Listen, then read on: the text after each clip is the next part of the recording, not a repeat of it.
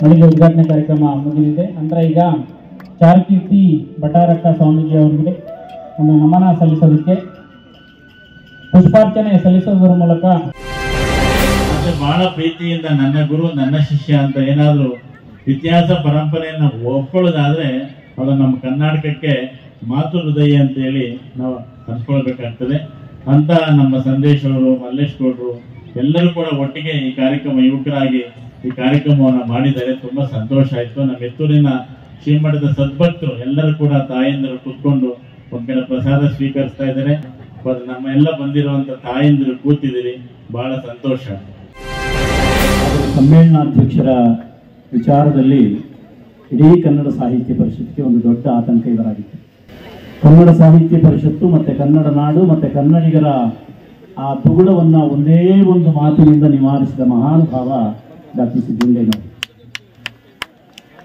ಅವರು ಸಮ್ಮೇಳನಾಧ್ಯಕ್ಷರಾಗಿ ಒಪ್ಪಿಕೊಳ್ಳೋದ್ರ ಮೂಲಕ ಹಾಸನಕ್ಕೆ, ಶ್ರವಣಬೆಳಗೊಳ ಶ್ರೀ ಕ್ಷೇತ್ರಕ್ಕೆ, ಶ್ರೀ ಕನ್ನಡ ನಾಡಿಗೆ ಒಂದು ನಿಟ್ಟುಸಿರಿಗೆ ಕಾರಣವಾದರು. ನಮ್ಮೆಲ್ಲರ ಅಭಿಮಾನವನ್ನು ಗಳಿಸಿದರು, ನಮ್ಮೆಲ್ಲರ ಪ್ರೀತಿಯನ್ನು ಗಳಿಸಿದರು. ಅವರು ನಮ್ಮ ಜೊತೆ ಇಲ್ಲ ಇವತ್ತು. ಆ ನೆನಪಿಗೆ ಅವರ ಮಹಾವೇದಿಕೆಯನ್ನು ನಿರ್ಮಾಣ ಮಾಡಿದ್ದೇವೆ. ಆ ವೇದಿಕೆಯನ್ನು ಉದ್ಘಾಟನೆ ಮಾಡಲಿಕ್ಕೆ ಶ್ರೀಮತಿ ರಮಾ ಸಿದ್ದಲಿಂಗಯ್ಯನವರು ಬಂದಿದ್ದಾರೆ. ಅಷ್ಟೇ ಅಭಿಮಾನದಿಂದ ಹಾಸನಕ್ಕೆ ಬರ್ತಾರೆ. ಅವರು ಯಾವ ಸಣ್ಣ ಕಾರ್ಯಕ್ರಮಕ್ಕೆ ಕರೆದ್ರು ಬರ್ತಾರೆ. ಅವರ ಪ್ರೀತಿ ಪತಿಯಿಂದ ಬಂದದ್ದು. ನಮ್ಮ ಹಾಸನದ ಬಗ್ಗೆ ಸಿದ್ದಲಿಂಗಯ್ಯನವರಿಗಿದ್ದ ಪ್ರೀತಿಯನ್ನು ಇವತ್ತಿನವರೆಗೆ ಅವರು ಉಳಿಸ್ಕೊಂಡಿದ್ದಾರೆ. ರಮಾ ಸಿದ್ದಲಿಂಗಯ್ಯನವರು ಅವರು ಈ ವೇದಿಕೆಯನ್ನು ಉದ್ಘಾಟನೆ ಮಾಡೋದು ನಮಗೆ ತುಂಬಾ ಅಭಿಮಾನದ ವಿಚಾರ.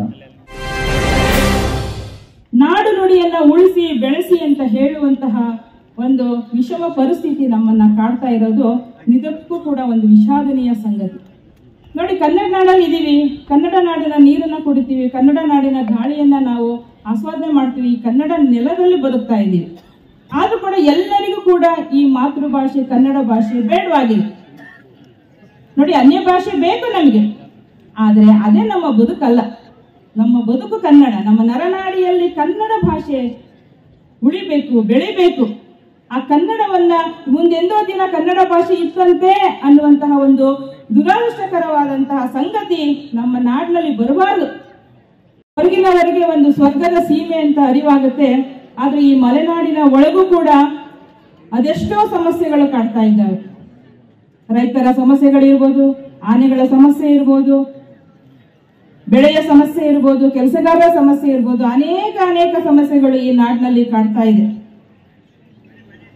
ನೋಡಿ, ನಾವೇ ಮಾಡಿಕೊಂಡಂತ ಸ್ವಯಂಕೃತ ಅಪರಾಧದಿಂದ ಇವತ್ತು ಕಾಡಿನಲ್ಲಿ ವಾಸ ಮಾಡ್ತಿರುವಂತಹ ಪ್ರಾಣಿಗಳು ಇವತ್ತು ನಮ್ಮ ನೆಲಕ್ಕೆ ಲಗ್ಗೆ ಇಡ್ತಾ ಇದ್ದಾವೆ.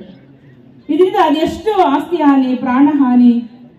ಇವತ್ತು ಕೂಡ ಭಯಭೀತರಾಗಿ ಬದುಕ್ತಾ ಇದ್ದಾರೆ. ಅಲ್ಲಿ ನಾನೊಂದು ಬೋರ್ಡ್ ನೋಡಿದೆ, ಆನೆಗಳಿವೆ, ಎಚ್ಚರಿಕೆ, ಇಂತಿಂತ ಸ್ಥಳದಲ್ಲಿ ಆನೆಗಳಿವೆ ಅಂತ ಬೋರ್ಡ್ನ ಸದಾ ಅಲ್ಲಿ ಬಿಂಬಿಸ್ತಾ ಇದ್ದಾರೆ. ಅಂದ್ರೆ ಆನೆ ಈ ಮಲೆನಾಡಿನಲ್ಲಿ ಎಂತೆಂತ ಹಾನಿಯನ್ನ ಉಂಟು ಮಾಡಬಹುದು ಅಂತ ನಾವು ಅರ್ಥ ಮಾಡ್ಕೋಬೇಕಾಗತ್ತೆ. ಇದು ಸ್ವಯಂಕೃತ ಅಪರಾಧ ನಾವು ಮಾಡ್ಕೊಂಡಿರೋದು. ಪ್ರಕೃತಿಯ ವಿಕೋಪಕ್ಕೆ ನಾವು ಸ್ವಯಂಭೂತರಾಗಿ ಕಾರಣಕರ್ತರಾಗಿದ್ದೀವಿ. ಹಾಗಾಗಿ ಪ್ರಕೃತಿಯ ವಿಕೋಪಗಳು ಇವತ್ತು ನಡೀತಾ ಇದ್ದಾವೆ. ಅದನ್ನೆಲ್ಲ ತಪ್ಪಿಸುವಂತಹ ನಿಟ್ಟಿನಲ್ಲಿ ಸರ್ಕಾರ ಕೂಡ ಕ್ರಮಗಳನ್ನ ಕೈಗೊಳ್ಬೇಕಾಗತ್ತೆ. ಮನುಷ್ಯ ದುರಾಸೆಯನ್ನ ಬಿಡಬೇಕಾಗತ್ತೆ.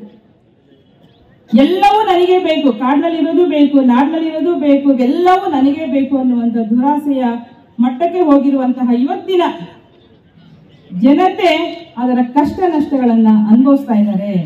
ಈ ಕಷ್ಟ ನಷ್ಟಗಳ ಅರಿವು ಸರ್ಕಾರಕ್ಕೆ ಉಂಟಾಗಿ ಆದಷ್ಟು ಅಗತ್ಯವಾದಂತಹ ಕ್ರಮಗಳನ್ನ ಕೈಗೊಂಡು ಇಲ್ಲಿನ ಸ್ಥಳೀಯರ ಒಂದು ಸಮಸ್ಯೆಗಳನ್ನ ಪರಿಹಾರ ಮಾಡಲಿ ಅಂತ ನಾನು ಈ ಒಂದು ಸ್ಥಾನದಿಂದ ಮನವಿಯನ್ನ ನಾನು ಮಾಡ್ಕೊಳ್ತಾ ಇದ್ದೀನಿ. ಅದರಲ್ಲೂ ನನಗೆ ಹೆಮ್ಮೆ ಅಂತಂದ್ರೆ, ನಾನು ಕಲ್ತಂತ ಅಕ್ಷರ ಜಾತ್ರೆ ಏನಿದೆಯೋ, ಕನ್ನಡ ನುಡಿಯನ್ನು ನಾನು ಕಲ್ತಂತ ಸ್ಥಳ ಇದು. ಈ ಜಾಗ ನಾನು ಕಲ್ತಂತ ಕನ್ನಡದ ಜಾಗ. ಹಾಗಾಗಿ ಈ ಒಂದು ನುಡಿ ಹಬ್ಬ, ನುಡಿ ಜಾತ್ರೆ ಒಂದು ರೀತಿಯ ನನಗೆ ನಾನು ಹೇಳಲಿಕ್ಕೆ ಇಚ್ಛೆ ಪಡ್ತೇನೆ ಅಂತಂದ್ರೆ, ಇದು ಒಂದು ರೀತಿಯ ಸಮ್ಮಿಲನ, ಸಮಾಗಮ, ಎಲ್ಲ ಕನ್ನಡ ಹೃದಯಗಳ ಸಮಾಗಮ ಅಂತ ಹೇಳಿ ನಾನು ಹೇಳಲಿಕ್ಕೆ ಇಚ್ಛೆ ಪಡ್ತೇನೆ. ಅದಕ್ಕೆ ನನಗಾಗ್ಲೇ ಹೇಳಿದೆ, ಈ ಒಂದು ಜಾಗ ಅಕ್ಷರವನ್ನ ಕಲಿಸ್ತಕ್ಕಂಥ ಜಾಗ. ಹಾಗಾಗಿ ಈ ನೆಲದ ಮಹಿಮೆ ಬಹಳಷ್ಟು ಇದೆ ಅಂತ ಹೇಳಿ ನಿಮಗೆ ಗೊತ್ತಿದೆ. ಅಕ್ಷರ ಜಾತ್ರೆ ಅಂದ ತಕ್ಷಣ ನಮಗೆ ಬರ್ತಕ್ಕಂಥದ್ದು ಬಹುಮುಖ್ಯವಾಗಿ ಒಂದು ಮಗು ಪ್ರಪಂಚಕ್ಕೆ ಬರುವಾಗ ತಾಯಿಯ ಒಡಲಿಂದ ಬಂದಾಗ ಮೊದಲನ್ನು ಸ್ವೀಕರಿಸೋದಂತೂ ತಾಯಿ ಮೊದಲ ಗುರು ಅಂತ ನಾವು ಹೇಳ್ತೀವಿ. ನಂತರದಲ್ಲಿ ಶಾಲೆಗೆ ಬರ್ತೀವಿ. ಶಾಲೆಗೆ ಬರ್ತಕ್ಕಂಥದ್ದು ಏನಂತಂದ್ರೆ ಈ ಅಕ್ಷರ ಜಾತ್ರೆಯನ್ನು ನಾವೇನು ಹೇಳ್ತೀವೋ ಅಕ್ಷರ ಮಾಲೆಯನ್ನು ಕಲಿತಕ್ಕಂಥದ್ದು ಈ ಶಾಲೆಯಲ್ಲಿ. ಅಂದ್ರೆ ಶಿಕ್ಷಣದ ಮಹತ್ವ ಬಹಳ ಮುಖ್ಯವಾದಂಥದ್ದು ವ್ಯಕ್ತಿಗೆ. ಯಾವುದೇ ಒಬ್ಬ ವ್ಯಕ್ತಿ ಇರ್ಬೋದು, ಆ ವ್ಯಕ್ತಿಗೆ ಶಿಕ್ಷಣ ಸಿಕ್ಕಿದಂತ ಸಂದರ್ಭದಲ್ಲಿ ಅದು ವ್ಯಕ್ತಿಯ ವಿಕಸನ ಆಗ್ತಕ್ಕಂಥದ್ದು. ಎಲ್ಲಿ ಭೂರಮೆ ದೇವ ಸನ್ನಿಧಿ ಬಯಸಿ ಬಿಮ್ಮನೆ ಬಂದಳೋ ಅಂತ ಜಾಗ ಇದು. ನಾನು ಬರುವಾಗ ನಮ್ಮ ಸ್ನೇಹಿತರಿಗೆ ಹೇಳ್ತಾ ಇದ್ದೆ, ಅತ್ಯಂತ ಸುಂದರವಾದ, ಜಗತ್ತಿನ ಅತ್ಯಂತ ಸುಂದರವಾದ ಇದರಲ್ಲಿ ಅದನ್ನ ಉಳಿಸ್ಕೊಳ್ಬೇಕು, ಆ ಸೌಂದರ್ಯ ಮತ್ತೆ ಕಾಪಾಡಬೇಕು. ಮತ್ತು ಪರಿಸರ ಸಂಬಂಧದ ಅನಾಹುತಗಳು ಕೂಡ ಆಗ್ತಾ ಇದೆ, ಅದೆಲ್ಲ ಇವಾಗ ನಾವು ಮಾತಾಡ್ಲಿಕ್ಕಾಗಲ್ಲ. ಹಾಗಾಗಿ ನಮ್ಮ ಸಿದ್ಧಲಿಂಗಯ್ಯನವ್ರ ಬಗ್ಗೆ ನಮ್ಮ ರಮಾ ಅವರು ನನಗೆ ಸಿದ್ಧಲಿಂಗಯ್ಯನವ್ರಿಗೆ ಆಕೆ ವಿದ್ಯಾರ್ಥಿನಿ ಆಗಿದ್ರು. ನಾನು ಇಲ್ಲಿ ಲೆಕ್ಚರರ್ ಆಗಿದ್ದಾಗ ಸಿದ್ಧಲಿಂಗಯ್ಯನವರು ನೋಡಿ ಒಂದು ಸಮಾಜ ನೋಡಿ, ಅಕ್ಕಮಹಾದೇವಿ ಅದನ್ನ ಹೇಳಿದ್ದದು, ವೇದಶಾಸ್ತ್ರ ಪುರಾಣ ಆಗಮಗಳನ್ನು ಕೂಡ ನಾವು ನೋಡೋಣ. ಅವ್ರು ಬರೆದಿರೋರು ಮನುಷ್ಯರೇ. ನಸ್ತ್ರೀ ಸ್ವಾತಂತ್ರ್ಯ ಮರ್ಹತಿ ಅಂತಿರ್ತಾರೆ. ಮತ್ತೆ ಒಂದು ಬೇರೆ ತರದ ಹೆಣ್ಣು ಮಕ್ಕಳಿಗೆ ಸ್ವಾತಂತ್ರ್ಯನೇ ಬೇಡ ಅಂತಿರ್ತಾರೆ. ಮತ್ತೆ ಯಾವುದು ಬೇರೆ ತರದ ಅಸಮಾನತೆಗಳೆಲ್ಲ ಇರ್ತವೆ, ಅದು ಇರಬಾರದು ಅಂತ ಅಕ್ಕಮಹಾದೇವಿ ಹೇಳಿದ್ಲು. ಅದನ್ನ ನುಚ್ಚು ತೌಡು ಅಂತ ಹೇಳಿದ್ರು. ಬಸವಲಿಂಗಪ್ಪ ಅಂತ ಇನ್ನೊಬ್ಬ ಮೇಧಾವಿ ಆತ ಹೇಳಿದ್ರು, ಸಾಹಿತ್ಯದಲ್ಲೂ ಕೂಡ ಭೂಸ ಇರ್ತದೆ, ಯಾಕೆಂದ್ರೆ ಬರೆದಿರೋರು ಮನುಷ್ಯರೇ, ಅವ್ರ ಅವಿವೇಕ ಅಲ್ಲಿರೋ ಸಾಧ್ಯತೆ ಇರ್ತದೆ ಅಂತ ಹೇಳಿದ್ರು. ಆಗ ದೊಡ್ಡ ಗಲಾಟೆ ಆಯ್ತು.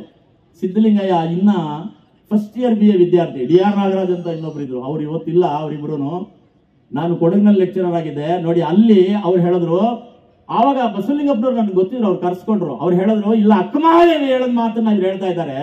ಯಾಕೆಂದ್ರೆ ಮನುಷ್ಯ ತಪ್ಪು ಮಾಡ್ಬೋದು, ತಮ್ಮ ತಪ್ಪುಗಳನ್ನು ತಿದ್ಕೊಳ್ಬೇಕು.